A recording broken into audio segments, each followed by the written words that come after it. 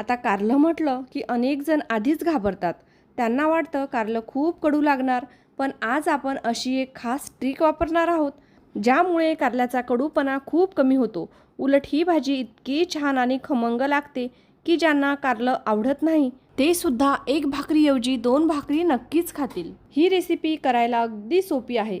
घरात रोज वापरले जाणारे मसाले वापरून पटकन तयार होते आणि भाकरी, चपाती किंवा गरम गरम भातासोबत अप्रतिम लागते. चला तर मग वेळ न घालवता लगेच रेसिपीला सुरुवात करूया. नमस्कार, मी रसिका. रस्सूची रसोईमध्ये तुमचं सगळ्यांचं मनापासून स्वागत. तर सर्वप्रथम आपण इथे हिरवी कारली घेतली आहे. ही कारली जरा कवळीच आहे, खूप जास्त जुनी कारली घ्यायची नाही. आणि तुमच्याकडे जर पांढरी कारली मिळत असेल तर ती वापरू शकता. पांढऱ्या कारल्याची चव आणखी छान लागते आणि ती फारशी कडूही लागत नाही. सर्वप्रथम कारल्याचे 2 भाग करून घ्यायचे आहेत.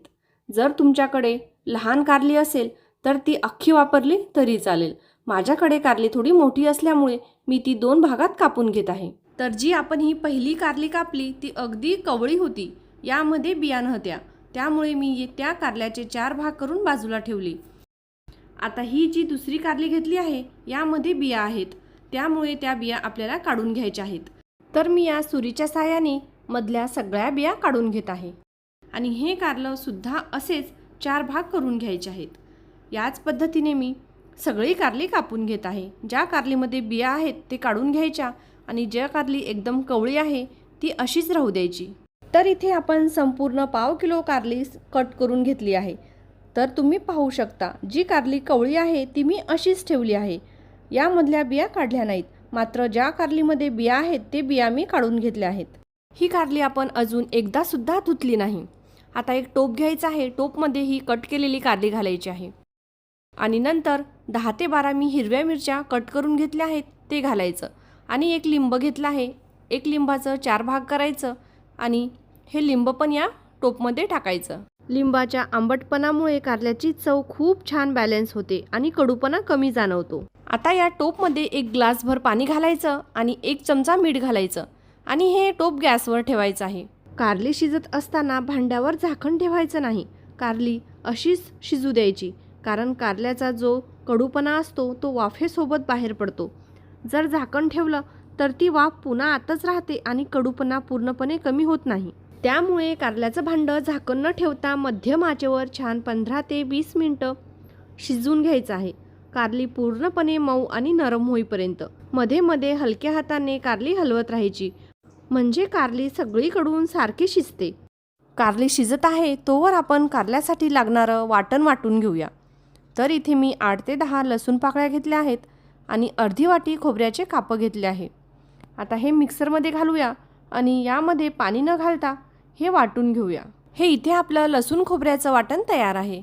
आता सुरुवातीपासून साधारण मला 15 मिनिटं झाली आहेत आणि कारली शिजली आहे का ते पाहूया.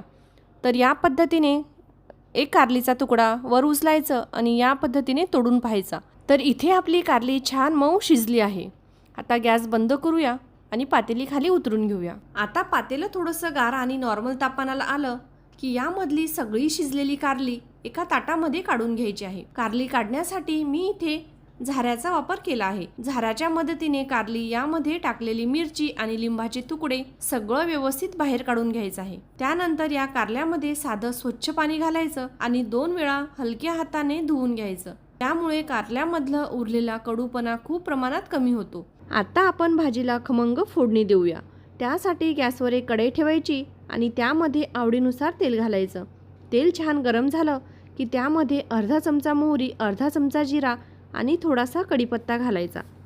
फोडणी छान तडतडली की यामध्ये आपण आधी तयार करून घेतलेलं लसूण आणि सुक्या खोबऱ्याचं वाटण घालायचं.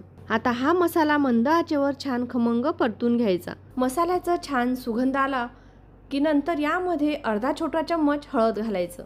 नंतर परत एकदा परतून घ्यायचं आणि यामध्ये आता शिजवलेली कारली घालायची. आता या मसाल्यामध्ये ही कारली काही सेकंद छान परतून घ्यायची.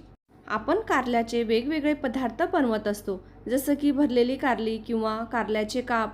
पण ही कारल्याची भाजी बनवायची एक वेगळी आणि खास पद्धत आहे. तुम्ही ही रेसिपी एकदा नक्की करून बघा. या पद्धतीने केलेली कारल्याची भाजी खूप स्वादिष्ट आणि खमंग छान लागते. छान 1 मिनिटभर कारली परतून झाली. नंतर यामध्ये चवीपुरतं मीठ घालायचं आणि आता तुम्हाला जसा रस्सा आवडतो त्यानुसार पाणी घालायचं आहे. तर इथे मी 1 ग्लासभर पाणी कोमट करून घेतलं होतं आणि ते घातलं आहे. नंतर शेवटी इथे मी 2 चमचा शेंगदाण्याचा कूट घालत आहे. परत एकदा भाजी व्यवस्थित मिक्स करून घेऊया आणि 1 उकळी काढून घेऊया. ही अशी भाजीला छान खळखळून उकळी आली की यामध्ये शेवटी बारीक चिरलेली कोथिंबीर घालायची आहे आणि सर्व करायचं आहे. तर इथे आपली खमंग अशी चवदार झणझणीत कारल्याची भाजी तयार झाली आहे. तर अशी ही खमंग आणि स्वादिष्ट कारल्याची भाजी तयार आहे. या पद्धतीने कारली बनवली तर त्याचा कडूपणा खूप कमी होतो आणि चव मात्र एकदम अप्रतिम लागते. ज्वारीच्या भाकरीसोबत किंवा गरम गरम भातासोबत ही भाजी खूप छान लागते. तुम्हीही ही रेसिपी एकदा नक्कीच करून बघा आणि कशी झाली ते कमेंटमध्ये नक्की कळवा. व्हिडिओ आवडला असेल तर 1 लाईक करा, तुमच्या मित्र मैत्रिणी आणि नातेवाईकांसोबत शेअर करा आणि अशा सोप्या पारंपरिक आणि चविष्ट रेसिपीसाठी आपल्या चॅनलला सबस्क्राईब करा. धन्यवाद.